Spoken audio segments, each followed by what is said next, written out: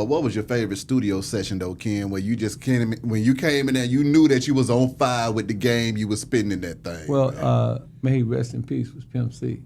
The song we did was Two Kind of Bitches. Pimp C had the record label, Jive Records, fly me out to California. So I'm in California, and we in this hotel. I think it's called the Beverly Hills Hotel. We see Wycliffe Jones, and we see all these celebrities. They just walking around like, I'm like, Pimp, where the hell we at? You know what I'm saying?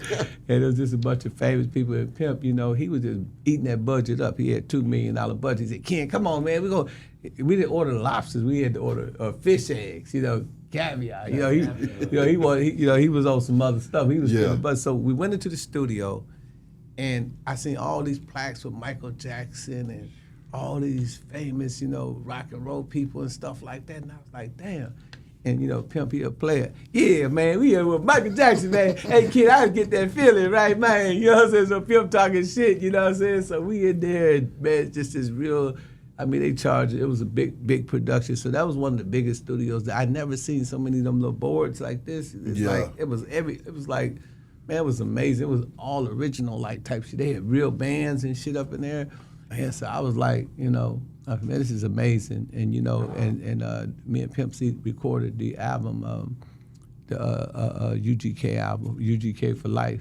And I was on the track, Two Type of Bitches, yeah, that was the best studio recording. Now, we didn't record it in the basement with Corey Moe. Yeah. We did, me and Pimp recorded in garages. Yeah. We did some ghetto shit. But, when they gave him that budget, he made sure that we did it big, Break down when the labels come with the budgets and the difference that makes, though, too, man, as far as the creative process and being able to spread your wings. Okay, so, in my case, what I'm saying, what I would do is I would do what you call a barter, right? Mm-hmm. Like, Pimp, I'm gonna do this album, but we're gonna write it down as you're gonna do my movie too. Mm-hmm. So you see Pimp C doing a whole movie with me called The Best of Both Worlds.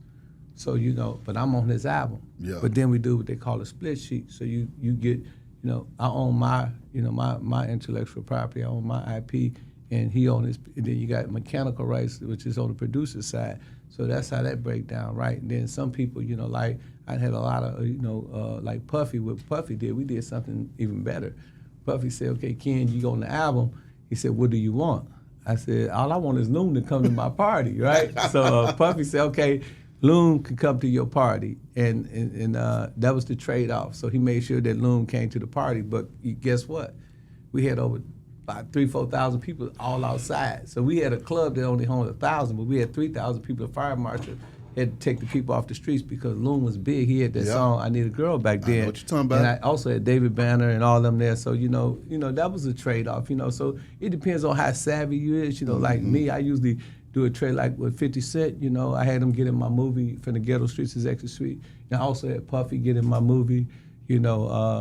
Sometimes, Flip would get on my album. I helped him get on one of my artists' album. He got on my artist album. I had an artist at that time called Chick Boss.